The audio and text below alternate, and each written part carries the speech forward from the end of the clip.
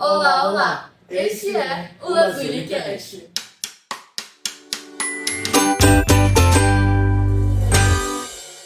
Ela nasceu em São Paulo e é formada em instituições como Universidade Federal de Alagoas, Universidade Federal do Rio de Janeiro e a ISIC Business and Marketing School. Em cursos de comunicação social e jornalismo, Master of Business Administration, Gestão e Desenvolvimento e Master of Business Administration, Neuroestratégia e Pensamento Transversal. Embora já tenha atuado como assessora de imprensa e com produção de rádio e TV, a comunicação social acabou levando para a área de elaboração e gerenciamento de projetos. Atualmente, ela possui o cargo de diretora de operações do Senai e superintendente do SESA no estado do Amapá, onde ela já passou pela assessoria de gestão e superintendências e serviços compartilhados. Após toda essa apresentação desse currículo exemplar, Uma verdadeira Barbie. damos as boas-vindas à nossa convidada de hoje, Aline Vieira. Seja bem-vinda. Seja bem-vinda. Obrigada pelo convite. A gente que agradece a senhora ter vindo. Exatamente. Aline, minha primeira pergunta é: como foi a tua experiência na área de comunicação e jornalismo? Bom, eu sempre quis ser jornalista, né? Eu queria ser jornalista esportivo. Eu joguei bola, então achava o máximo, futebol e tudo mais, então eu queria ser jornalista esportivo. E estudei, né, para passar no vestibular e consegui. E assim que eu entrei, eu trabalhava com outras coisas, né, com telemarketing, enfim, tinha que trabalhar e estudar ao mesmo tempo. Mas logo surgiu uma oportunidade para trabalhar como assessoria de imprensa. Na verdade, é porque eu participei da formação da empresa júnior de comunicação na universidade. E a partir dali, a gente ia atrás de trabalho, né? E os nossos trabalhos eram todos voltados para a comunicação, porque na época era jornalismo, relações públicas e publicidade e propaganda. Então a gente ia atrás de trabalho e foi daí que começou. E aí eu tive a oportunidade de passar por impresso, escrever matérias especiais, na própria universidade também a gente... Digamos que a experiência é completa. Exato. Na própria universidade também fazia o jornalzinho da escola e as matérias que saíam da escola, da universidade. Sabe bem como é. Da universidade. E aí a gente, de repente, alguma coisa de destaque ia realmente para os jornais de verdade, de grande circulação. E foi daí que começou. Então, fui passando um pouquinho de cada, até ter a oportunidade de ter um estágio numa TV, e era a TV educativa, que transmitia a programação da TV Cultura. E aí eu fui passando um pouquinho de cada. Você sentiu o seu carinho ainda pelo jornalismo? Muito até hoje. Nossa. Até hoje eu ainda sou um pouco a jornalista, porque tudo que a gente faz para escrever, né, para ler, para conversar, enfim, o jornalismo, para mim, hoje eu nem acho, eu acho que assim como áreas como o direito, são áreas, acho que transversais. Se todo mundo pudesse ter a oportunidade de estudar, seria muito bom, porque serve para tudo. Te abre um leque de pessoas. Exatamente. Bom, agora para descontrair um pouco, a gente gostaria de perguntar qual foi a situação mais inusitada, mais engraçada que a senhora pode pensar. Jornalismo? Exato. Acho que são situações que você não entende que o entrevistado está querendo te falar. Então, assim, você faz perguntas e não rende, né? Então, você tenta puxar, ele responde sim, não, né? E você quer que a conversa vá em frente, não consegue, então você inventa. Quando eu trabalhei em rádio, eu era produtora, não era, né, tinha um apresentador. E situações inusitadas e preocupantes, mas no final dava tudo certo, porque o programa que eu trabalhava começava ao meio-dia e até 1h da tarde. E 10 para meio-dia, entrevistados dizia, não vou. E aí, o que eu faço? O programa de entrevista, né? O que eu faço e tal. Aí sempre tinha um caderninho com aquelas pessoas que eu sei que falam sobre tudo. Que falam sobre tudo e bastava dar uma ligada, me ajudaria a entrar ao vivo. E assim foi, mas assim, faltando 10 minutos indo ao ar e eu não tinha entrevistado. Uma loucura de bastidores. Aline, a gente viu que você tem no seu currículo e de projetos, né? O que te levou a se interessar por essa área também? Porque um desses primeiros trabalhos que eu fiz como empresa júnior na área de comunicação, fiz a organização de um evento junto com meus colegas de turma. E quando terminou o evento, uma pessoa que me conheceu no trabalho e tal, disse que tinha surgido uma vaga, era do governo do estado, e que surgiu uma vaga que isso eu tinha interesse. E aí eu falei, para que é, né? Não é para fazer assessoria técnica na área de educação, na área de projetos. E acho que você poderia nos ajudar. E eu fui. E quando eu entrei, realmente era a Secretaria de Ciência e Tecnologia. Eles estavam trabalhando na época com projetos para desenvolvimento de cadeias produtivas e estavam precisando de uma equipe para escrever esses projetos. Então eu comecei a partir daí e não parei mais, porque acabou que a gente escrevia esses projetos para órgãos financiadores e de governo federal, instituições não governamentais, enfim, órgãos de financiamento, e à medida que os projetos iam aprovados, a gente ia pedindo mais. E aí eu fui me especializando, a vida foi levando a isso, né? E eu digo que o jornalismo me ajudou, porque embora eu não tenha sido contratada como jornalista nessa ocasião, eu consegui escrever bem. Então isso ajudava nessa elaboração dos projetos. É necessário para qualquer área da vida. Então, a senhora pode compartilhar uma experiência marcante no ano de admissão do jornalismo para a gestão de projetos? Que você leva trabalho para casa. No jornalismo, você vive o dia, né? Então, quando eu trabalhava nas redações, o entrevistado não apareceu, eu dava um jeito, o programa acabou, o dia seguinte é outra matéria, outra na redação a gente fechava o jornal do dia, né, no próximo dia. Então eu trabalhava na diagramação, era o fechamento, fechou, ok. O projeto não. Eu escrevi uma parte, ia pesquisar, ficava refletindo. No dia seguinte tinha que ir lá concluir, tinha os prazos estendidos. Então, assim, data limite, né? Daqui a um mês eu tinha que estar com tudo pronto. Não é só escrever, né? Tinha que pensar em algo inovador, tinha que fazer conta, porque tinha que constar o orçamento, plano de trabalho.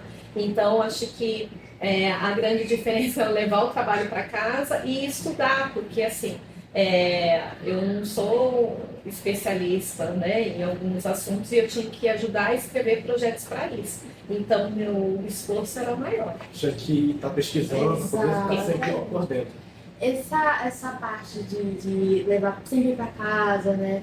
A superintendência, eu acredito que seja alguma coisa perto disso, né? A gente queria saber como é que você vê o papel dos superintendentes para garantir as necessidades locais da empresa, do local, sempre trazendo uma inovação, né? Como é que é isso, mais ou menos? É um desafio, né? Então, a gente vai passando como um videogame, vai passando de fase. Então, a superintendência, ela é um conjunto desses projetos que eu trabalhava antigamente, né? Então, antes eu tinha algumas demandas para fazer, enfim, ia estudando e entregando. Com a superintendência, eu tenho que administrar esses tipos de projetos e o mais importante disso tudo é gerenciar pessoas, né? Pessoas que vão fazer esses encaminhamentos. E a superintendência do SES é um mundo, né? Quando a gente fala de educação, educação infantil, né? Educação do fundamental, educação no nível médio, educação de jovens e adultos, e ainda tem a parte de saúde do SES, que é a saúde do trabalhador. Então, são áreas muito amplas, que têm uma legislação muito específica e que são profissionais de carreira, como a minha formação não é nenhuma desses dois, mas eu acho que a minha experiência enquanto gestora que fui de outras áreas me ajuda e me orienta a fazer a gestão dessas pessoas. Então, não é fácil, porque gerenciar pessoas não é fácil, cada um é diferente, né? Cada um tem suas emoções, cada um tem seus desafios, né? Suas personalidades e suas ambições no trabalho. Então a gente tem que saber administrar tudo isso em prol de algo maior, que é a instituição SES. Então, quais são os principais desafios e objetivos que você enfrenta ao lidar com o desenvolvimento de negócio nas áreas de educação, saúde, tecnologia e inovação? Que você comentou um pouco. Garantir a qualidade de tudo isso, né? E quando a gente pensa na qualidade, a gente tem que pensar e prezar desde o atendimento até o cumprimento das metas. Então, assim, desde a entrada aqui na escola, ou entrada nos outros ambientes relacionados ao SES, até o que a gente produz, o que a gente faz, isso é administrado diariamente, né? Então, os principais desafios aí está a gente ver além do tempo, né? Além do que a gente já faz, a expertise que a gente tem, pensando aqui na questão da educação. A escola SES é uma escola de tradição. Então, assim, é muito fácil também a gente cair no comodismo e fazer mais do mesmo. O desafio está em se manter nessa qualidade, né? E para isso tem que se investir em capacitações, né, dos professores, capacitação do corpo técnico, e você precisa também ter gestores que estejam antenados para poder identificar o que tem de melhor e aplicar na escola. E o resultado disso é a formação, né, desses alunos, formação aí para o mercado de trabalho, que vá seguir um caminho aí no nível técnico, no nível superior, mas que a base inicial tenha sido feita com qualidade aqui no SESI. Já teve alguma situação daí da superintendência que você pegou e falou, meu Deus, será que eu realmente vou conseguir resolver isso? Sempre aparece. Sempre aparece. Em situações como que eu saio disso, né? Até porque não consigo estar em todos os lugares ao mesmo tempo. Sim. Então, eu conto com a equipe que me traz as informações, né? Que me conta o que está acontecendo, as necessidades de decisão, mas a tomada de decisão, aí é um princípio de novo que eu falo, que o jornalismo me trouxe, é que nunca se ouve um lado só da história, você também tem que ouvir o outro. Então, qualquer decisão, eu ouço quem trouxe primeiro e ouço o outro lado para aí sim tomar uma decisão. E algumas das vezes eu não consigo visualizar o que as duas versões querem me dizer. Então, são situações constrangedoras, apertadas, mas que naquele momento, enquanto gestor, você tem que tomar algum tipo de encaminhamento, uma decisão. Digamos que é um trabalho de formiguinha. Todo De mundo se ajuda. formiguinha, Então, essas situações costumam aparecer com frequência, mas faz parte, né? O trabalho de gestão que faz parte. Falando em trabalho de formiguinha, a gente tem que te perguntar. Uma das novas conquistas do SESI foram, ultimamente, a escola de referência. O que é esse projeto? O que é uma escola de referência? É o nosso orgulho, né? A nossa queridinha dos olhos. Mas a escola de referência, ela vem num estudo já do SESI Nacional, né? Em fazer uma verdadeira ruptura no ensino médio. Né? E o que seria essa ruptura? Né? A gente sabe que a cada geração, né, vem com uma nova demanda, algo que a gente ainda está com uma educação, né, no século passado, de alguns anos atrás, as coisas estão evoluindo muito rápido. E de que forma que a gente pode ser mais atrativo e, sobretudo, o que faça sentido, né? Não sei se vocês já se perguntaram, mas eu já me perguntei muitas vezes. Vocês viram que eu sou formada em comunicação, então tenho uma tendência para a área de humanas. Que cargas d'água eu teria que estudar matemática? Então, assim, eu fiz um esforço tremendo na época para passar no vestibular, depois eu não queria saber mais. Então, eu acho que se fosse na minha época, a escola SESI de referência, me traria essa possibilidade de eu me engajar onde eu tenho mais afinidade, né? E não quer dizer que eu não esteja aprendendo as outras áreas, nem isso, mas te dá a oportunidade de resolver problemas, né? De trabalhar por meio de projetos, de instigar a curiosidade naquela área em que eu me identifico melhor. É por isso essa divisão, né? Pelos itinerários, que está com base também, né? Da BNCC, do MEC, e a escola de referência, ela molda para isso, né? Então ela facilita todas essas modificações da BNCC na realidade, porque senão fica no papel, mas a gente não consegue botar em prática. E aí a configuração das salas, os materiais, os professores, eles todos estão, né? Todo aí está passando por um processo de transformação e caminhando e pensando no futuro. Não para aqui, é só o início, né? Tem muito mais, né, que a escola pode fazer e que o que a gente consegue destacar de melhor. E o que eu gostaria de destacar aqui, que é a escola de referência, ela está sendo inaugurada em todo o país, né, em várias unidades, mas na região norte nós somos o primeiro. Então, em Amapá, a gente já começou rápido, ainda no início do segundo semestre, a nossa escola aí pronta para começar. Bom, como a gente está falando de futuro, e o futuro sempre traz novidades, a gente queria saber o que a gente tem de novo para mostrar nesse semestre da escola de referência. A escola de referência agora ela começa, enfim, os alunos, as famílias vão conhecer melhor qual é a proposta de ensino, né, fazendo esse circuito de visitas, que a gente até gostaria que tivesse sido feita antes da inauguração, né? Mas por questão de calendário não foi possível.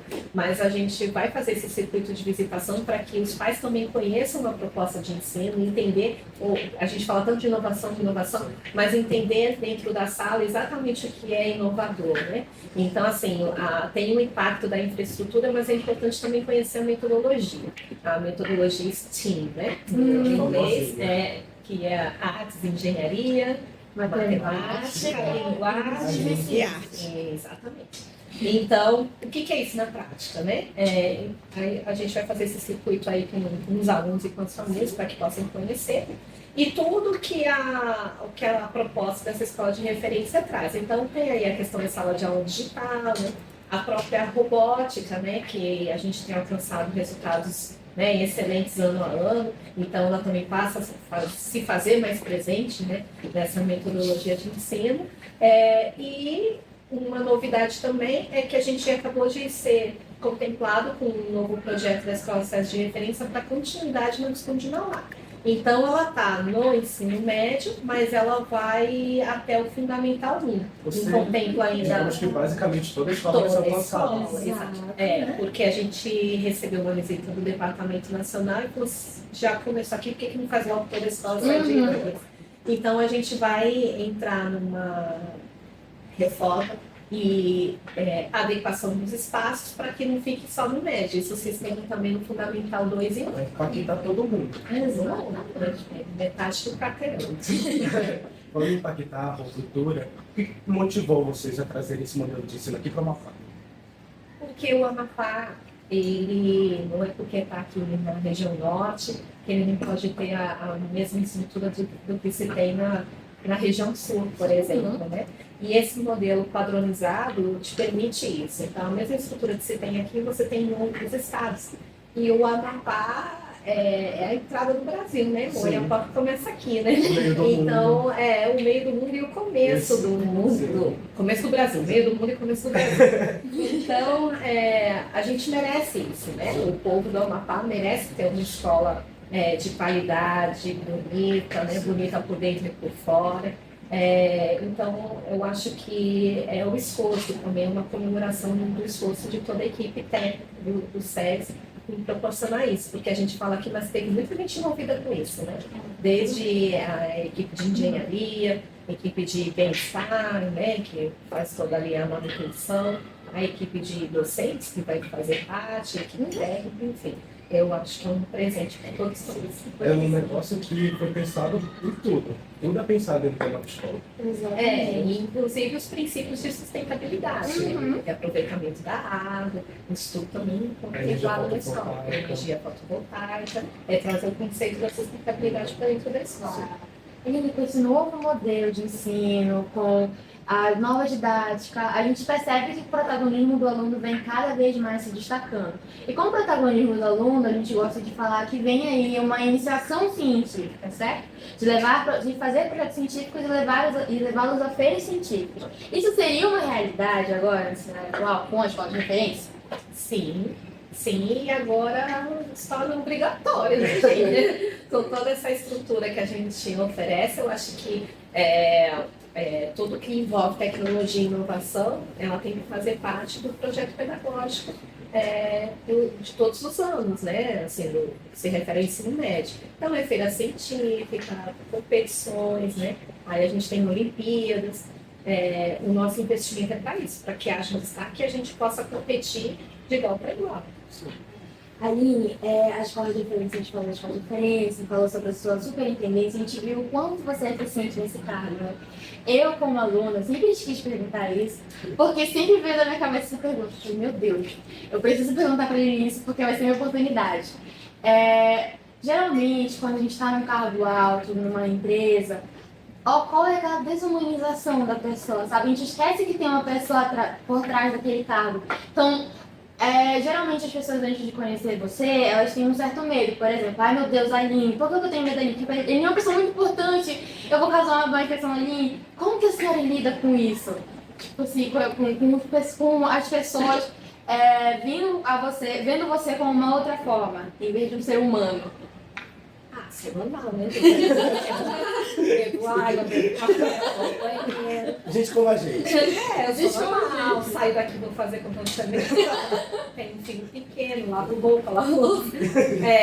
Eu acho que, enfim, é porque a gente cria mitos, né? Sim. Eu também tenho um chefe, né? Eu também tenho os superiores e que fica, né? Como é que eu vou chegar lá para tratar determinados assuntos e tal. Mas somos humanos, né? E a gente tem que reconhecer também que todo mundo tem seu limite, né? Todo mundo tem seu dia de que não tá legal, né? Tem suas questões pessoais também. Eu lido com isso com muita naturalidade, né? Não acho que eu faça nada, né, diferente de ninguém. Agora, uma coisa que difere quando vocês tiverem a oportunidade, né, de ocupar cargos de gestão que acontece, é que parece que você tem que estar disponível 24 horas. Então, isso é difícil, né? Porque, assim... Às vezes, um dia de 48 horas ia ajudar tanto. Pois é, você tem que, assim, alguns mitos, eu não tenho resposta para tudo, né? Eu não tenho tempo para tudo. As pessoas acham que você sabe, né, tem que ter respostas prontas, tem que decidir logo, tem que resolver logo. E as coisas não são assim. Mas acho que o que vai tratando disso é a experiência, né? Geralmente as pessoas têm esse impacto, mas depois que me conhece, já vai ficando mais tranquilo. E naturalmente também a posição de gestor, o que faz com que as pessoas, né, comecem a criar uma certa restrição, é porque você tem que tomar decisões, e essas decisões nem sempre agradam 100%, né? Então, agrada uns, agrada nenhum, ou agrada outros, mas faz parte do processo de gestão. Então, às vezes as pessoas ficam com raiva de você que você nem conhece a pessoa, né? Eu imagino que deve ter gente aí, eu nem sei quem é, enfim, por conta de necessidades de gestão que tem que tomar. Sim. Mas eu procuro e me esforço e estudo para isso, para ter uma liderança humanizada. Isso faz parte dos cursos de pós-graduação que eu fiz, o que eu leio, o que eu estudo, de ter uma liderança cada vez mais humanizada, porque eu entendo que pessoas felizes, trabalhando felizes, o resultado vem. Então eu não preciso andar com um chicote atrás de ninguém, atrás de resultado, porque se a pessoa entende o seu propósito, entende o que está fazendo na instituição e se sente bem no local de trabalho, naturalmente o trabalho vai fluir melhor. Agora, Aline, para a gente encerrar o nosso episódio, vamos no bate-bola. A senhora conhece o formato? Medo é isso. São perguntas rápidas, que necessitam de respostas rápidas. E é o que primeiro conseguir na sua cabeça. Tá bom. Vamos lá? Vamos. Bom, Aline, uma cor. Azul. Vixe.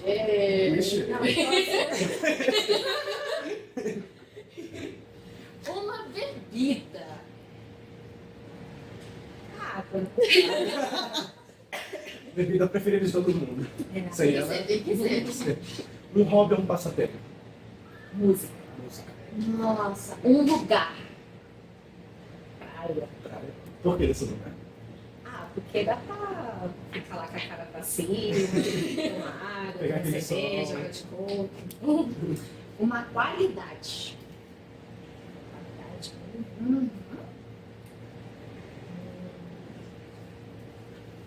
Acho que tranquilidade. Bom, o que define um bom profissional? Pra você. Comprometimento. Uma palavra que descreve o seu estilo de liderança.